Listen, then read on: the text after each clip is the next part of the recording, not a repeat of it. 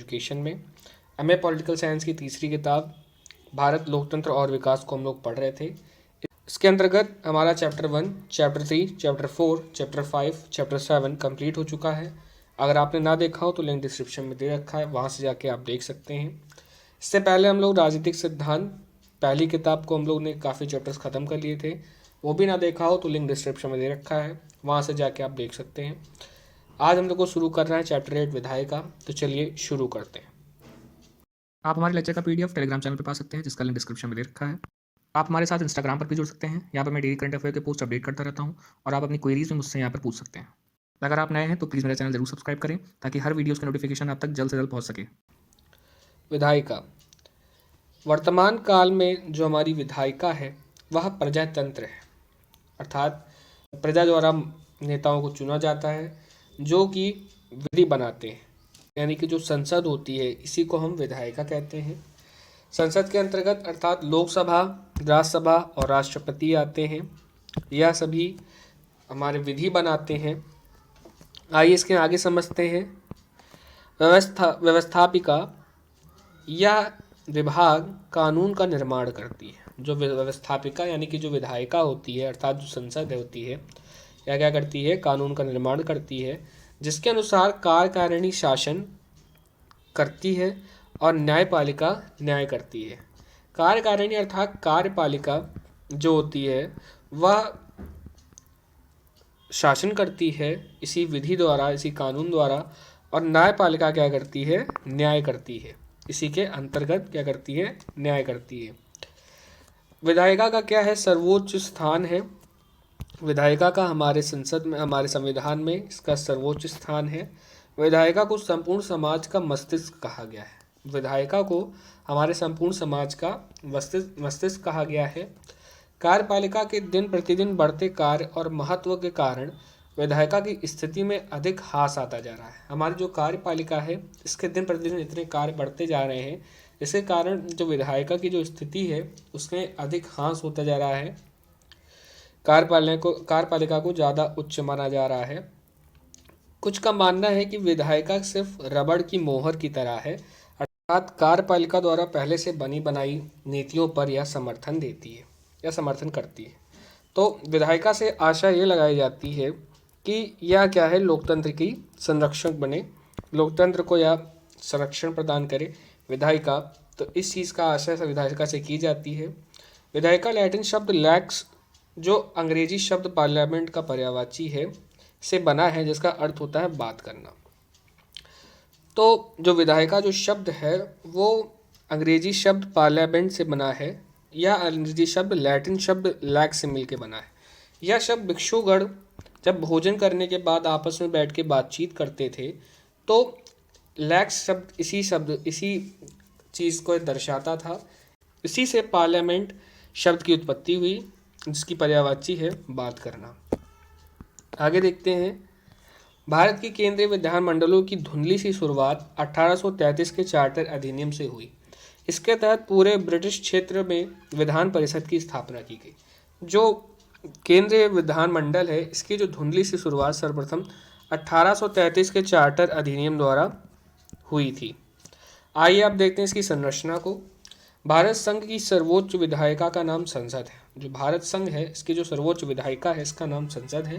संसद राष्ट्रपति तथा 2 सदनों से मिलकर बनी है, जिसके निम्न या प्रथम सदन लोकसभा है और उच्च और द्वितीय सदन राज्यसभा होती है। प्रत्येक राज्य में भी विधानमंडल की स्थापना की गई है। राज्य विधानमंडल में राज्यपाल और 1 या 2 सदन सम्मिलित होती है। एक निम्न सदन होता है जिसको हम विधानसभा कहते हैं, एक उच्च सदन होता है जिसको हम विधान परिषद कहते हैं। विधान परिषद कुछ ही राज्य में स्थित है और सभी राज्यों में विधानसभा स्थित है। देश में स्थानीय शासन को ग्रामीण पंचायती राज संस्थाओं तथा नगरीय दोनों की विधायिका को 1993 से जो 1992 में पारित हुई 73 और 74 संविधान संशोधन से इसको लागू किया गया। किसको? ग्रामीण पंचायती राज संस्थाओं को। जो कार्य सरकार द्वारा किए जाते हैं, विशेषज्ञों द्वारा इस पर विचार करना की आवश्यकता होती है, तो इन निर्णयों पर विचार किया जाता है समितियों द्वारा। सरकार के कामकाज की गहन समीक्षा करती है। जो समितियां होती हैं वह सरकार के कामकाज की गहन समीक्षा करती हैं। यह समितियां दो प्रकार की होती हैं, पहली स्थायी, दूसरी तदर्थ। स्थायी समिति की नियुक्ति प्रतिवर्ष होती है। प्रमुख कार्य जो उसका होता है वह वित्तीय कार्य होता है और इसकी जो होती है भूमिका वह प्रमुख होती है।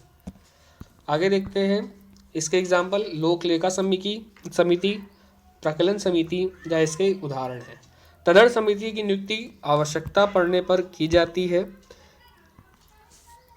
आवश्यकता के आधार पर की जाती है। इसमें विशिष्ट विषयों पर विचार किया जाता है और इसमें समय समय पर अध्यक्ष जो होते हैं गठन किए जाते हैं।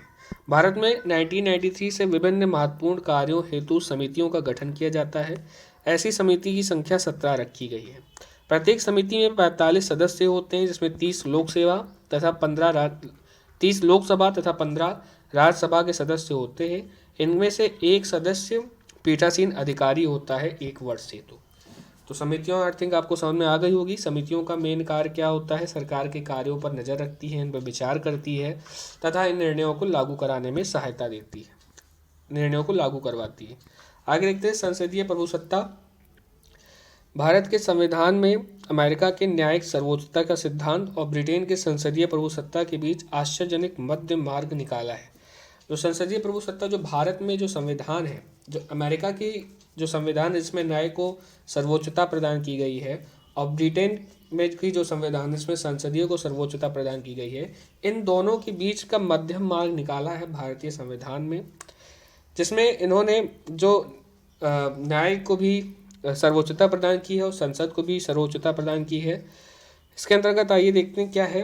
कानून निर्माण शक्ति को 3 सूचियों में डिवाइड कर रखा है, 3 सूचियों में भाग रखा है। एक होती है समवर्ती सूची, एक होती है संघ सूची और एक होती है राज्य सूची। तो कानून निर्माण करने की जो शक्ति है वो 3 सूचियों में बांटा गया है। संसद और उच्चतम न्यायालयों दोनों को सर्वोच्च हैं। जो संसद और उच्चतम न्यायालय है उन दोनों को सर्वोच्चता प्रदान की गई है भारतीय संविधान के थ्रू। संसद कार्यवाही समीक्षा। भारत 26 जनवरी 1950 में लोकतंत्र की स्थापना हुई। भारत में जनसंख्या अनुदान प्रतिनिधित्व की व्यवस्था की गई। दूसरी लोकसभा में गोवा, दमन दीव, दादरा नागर हवेली भारत में जोड़े गए। तीसरी लोकसभा में हाई कोर्ट न्यायाधीशों की आयु 62 साल तय की गई।